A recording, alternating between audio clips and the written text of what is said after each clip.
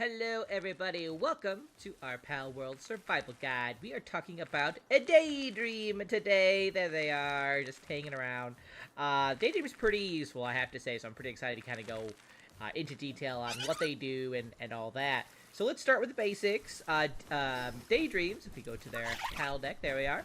They are a dark type pal, which means they are strong against neutral types, which is great because there's a ton of neutral types in the game, a lot of bosses in fact, and they are also weak to dragon types, so you gotta watch out for that.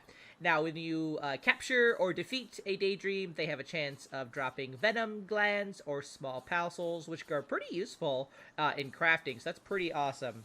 Now obviously they're not the easiest to get since they do spawn at night. They're nighttime pals, so you know, good luck with that, I guess. I mean, I guess you can always, like, start your own breeding farm if you really want to, like, go, you know, get this. But I'm sure there's far easier ways to get those souls than that. So, but that's kind of, like, just their basics there. It says here, it puts those it is interested in to sleep and shows them an endless stream of happy dreams. Those who fall under its spell are never to wake until death takes them, which is kind of scary. So let's talk about their work skills. These are very basic work skills. They have level 1s and everything: handiwork, transporting, and gathering. So they're useful, you know, especially in your beginning era of the game.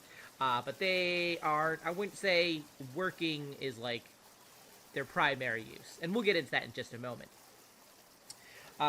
So their partner skill, that is, like, I would say, definitely say, like, the reason why a Daedream is worth having around, especially early on in the game. It is called Dream Chaser, and it says, while in team, appears near the player, follows up player attacks with magic bullets. So basically, how this works, you actually first need to unlock their, like, pal gear, so you can use them out in the field. And for this one, it is the Daedream necklace that you need. Let's take a quick look, actually. Where does it unlock? Ooh, let's scroll all the way up, because I know it's not down there. It unlocks relatively early on in the game. There it is right here, actually. So you've got to reach level 8 right there. Then you can unlock that with some technology points. And then to make it, you'll need 5 leather, 10 fiber, and 10 pallium fragments, which isn't terrible. If you've got, you know, people, your pals getting these resources for you. So once you make that, you can, you know, you just pick it up. It's going to be in your inventory indefinitely. And then you can use Daedream with its partner skill. And what it does, basically, is it acts as almost like a second pal, because, you know, in this game, technically you can only have, like, one pal out at a time. Daedream allows you to have 2 pals out, and it'll attack when you attack, basically. So, and you do have to make sure you're also in range. It seems to have, like, kind of like a range thing as well. So, for example, here's a Fox Sparks. If I hit it, there we go. Daedream is off to finish it off. So very useful for, like, bosses, especially if it's like a neutral type boss or even just anything else. Daedream can just, you know, they just add that additional damage to what you're doing. So if you have, like, a really high level Daedream who's doing, you know, a crap ton of damage on top of what you're doing, like, nobody's gonna stand against you, in my opinion. Daedream's pretty awesome for that. But it does take, obviously, a lot of work to get them up to that level, because they are, you know, a little squishy, a little beginner type.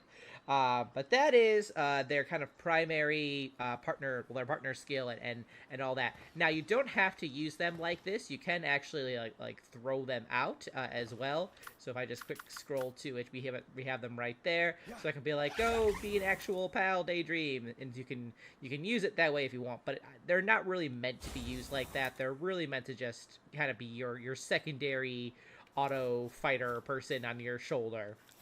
So, amazing partner skill.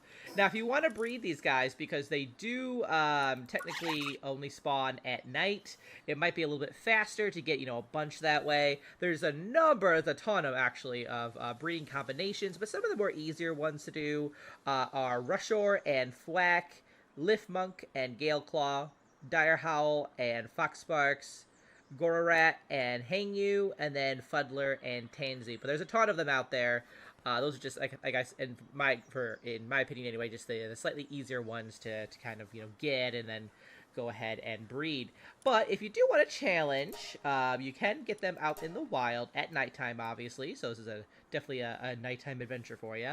They spawn a lot here in the Windswept Hills, in the beginning region here, which is pretty great if you haven't really moved beyond this point like me. They also spawn over here in the Eastern Wild Island. They have this little section down here in the Sea Breeze Archipelago, and then up here in the Icewind Island as well. So quite a few little areas. I tend to always find them here in the Windswept Hills region, and honestly, right about where my base is, they tend to spawn in large numbers. So if you want to get your count up, like I need to get my 12, maybe come to this area and take a little look around. But that is the Daedream. Let me know what you guys are thinking about them. Do you use Daedream? Do you find them useful, or are you at that point where you're just so powerful you don't even need them anymore, which is totally fine and fair. But yeah, let me know what you guys' thoughts are on them. Thanks so much for watching. I will see you guys in the next one. Till then, keep surviving and keep thriving.